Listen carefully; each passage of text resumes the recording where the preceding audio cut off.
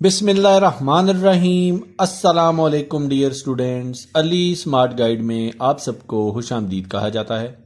हमारे पास एक important question है। A bus went to Murree at speed of 100 kilometre per hour and returns at speed of 130 kilometre per our.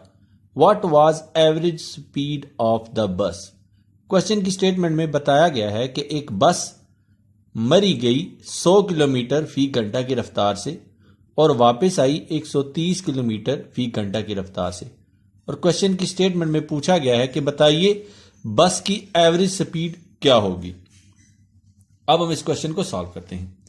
Dear students, जब भी average speed calculate करने का कहा जाए तो तब हम हार्मोनिक मीन यूज करते हैं।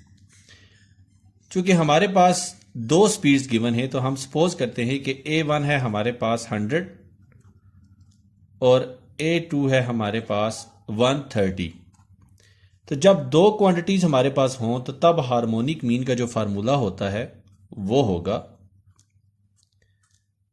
2A1 A2 is divided by A1 plus A2। यहां पे 2A1 और A2 आपस में मल्टीप्लाई हो रहे हैं। तो अब हम इस इक्वेशन में वैल्यूज पुट करते हैं तो हमें हासिल होगा 2 into 100 into 130 is divided by 100 plus 130। तो हमें वैल्यू हासिल होगी बाय 2। तो ये हमें हासिल होगा 26,000 इज डिवाइडेड बाय 130 प्लस 100 होता है 230।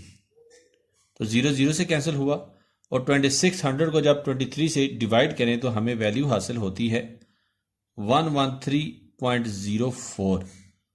तो हम इसको लिख सकते हैं 113 किलोमीटर पर आवर। तो बस की जो एवरेज स्पीड थी वो थी 113 किलोमीटर फी घंटा। डियर स्टूडेंट्स, दुआ में याद रखिएगा।